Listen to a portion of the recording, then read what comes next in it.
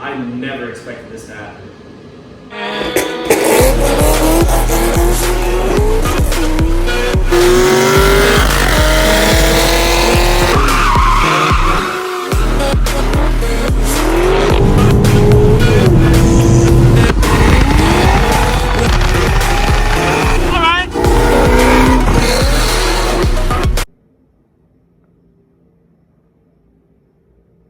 So I kind of want to go over what the issue is because some of you guys might not be familiar with it, and then I want to tell you about my experience at the dealership.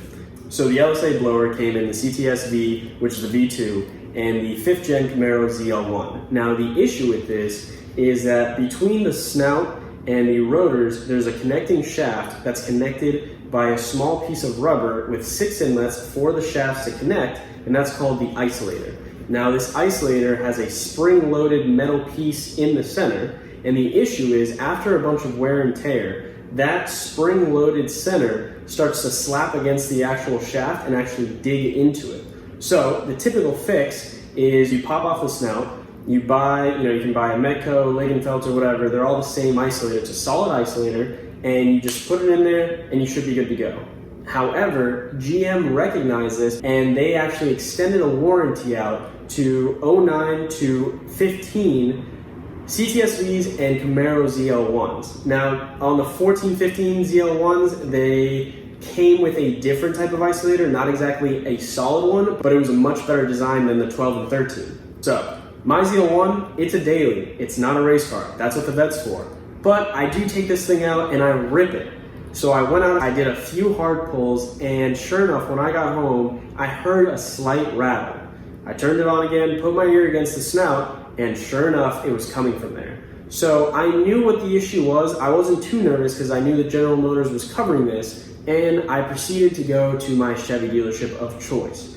Now, in my area, there's 2 Chevy dealerships. One's on Okeechobee and one's in Green Acres. I'm not gonna name the one on Okeechobee, but my preferred dealership is the one in Green Acres. Mostly because I've been there since I was pretty much 8 years old. I remember when C5s were brand new, and I'll never forget the first Z06 that I sat in. It was a 50th anniversary 2003 C5 Z06 in Millennium Yellow with the mod red interior. And I just remember standing next to the car and just being blown away. I remember when they used to have a Chevy Trailblazer SS, brand new in the dealership, and I just remember sitting in that thing. It's really nostalgic every time I go. Anyways, that's my dealer of choice, so I went there. Pay attention to the timeline on this because it's really one of the parts that's most impressive about this. So I go into the dealership, no appointment, no nothing, just got into a service lane because I knew this was going to be a long process. Just went up to the first store and talked to a guy. His name's Curtis Knowles. He's the one who helped me out. Talked to me, told me what the situation was, and really told me that in order to move forward with this, I had to have an actual diagnosis from the technician, which I understand. Curtis and I make an appointment for next Tuesday to actually get the car diagnosed. This is where it gets interesting. I go in Tuesday morning. It takes them about 2 to 3 hours to diagnose it. They're busy, I understand. I wasn't complaining either. I had my laptop and I just went inside and worked. Anyways, after 2 to 3 hours, the master tech, I guess the foreman of the shop, came out, told me he's going to be the one working on the car and he's the one who diagnosed it, and told me how we would proceed. Wednesday, I get a text from Curtis on his personal cell phone, tells me what the issue is and that we're good to go, we're covered. GM's going to give me a brand new supercharger just like that. I know that's what the bulletin says they're going to do, but you know how dealerships are sometimes. You just want to make sure. So sure enough, I was a little weary. I texted him. I wanted to make sure that what was getting replaced was the entire LSA blower. I didn't just want a new snout with an isolator. I wanted the whole thing. He reassured me that everything would be brand new because it's a complete unit. So I said, all right, let's go.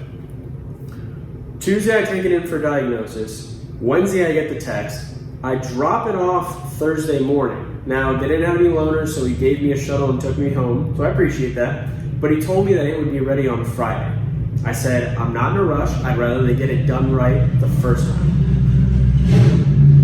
That's my neighbor with a cammed C3. He always begs me to go to this car show right down the road, and it's only on Saturdays. And what am I doing on Saturday? I'm recording this video. Anyways, I told him, don't rush. I'd rather the car be done right, yada, yada, yada. So I take it there, Thursday, drop it off. I speak to the master tech, and he told me it probably won't be done on Friday. And I said, no problem, I don't want you to rush, take your time. He said, if anything, it'll be done Saturday morning.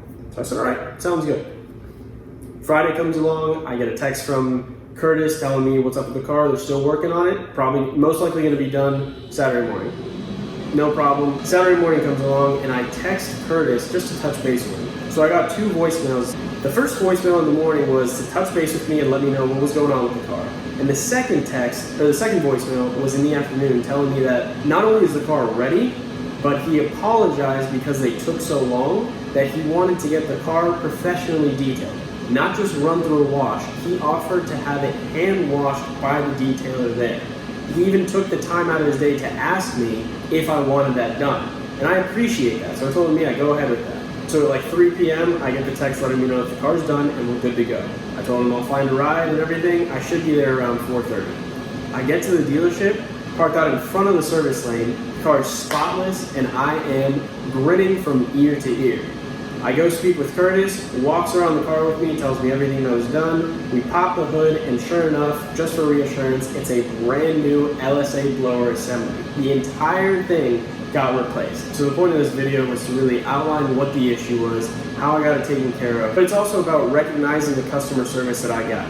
Honestly, second to none. Curtis Knowles, I really appreciate your help, man. You really took care of me like you should have. And that's what customer service should be like at a dealership. He took care of me, built rapport with me, kept me updated along the way. And you can tell, like, it's not just a typical commuter car. Like, you can tell I'm an enthusiast, and that's why he kept in touch with me, because he knows that I care about my vehicle. And I really appreciate that. I'm ecstatic. The car runs great now. I got it home, and sure enough, everything was bone stock on the blower. So I did the bypass valve, where you close the bypass valve and get like 1 or 2 pounds of boost more. It's like free boost. Did that, made sure that the connections were right with the catch can, and I'm just ecstatic. So the next step, I'm going to pull the snout, make sure that there's a good isolator in there. I'm going to press on a pulley, which is going to lead to needing injectors, which at that point I might as well put a flex fuel sensor in there and run E85. So that's the next step for the ZL1. Thank you guys for watching. Please subscribe and follow the builds. Appreciate it.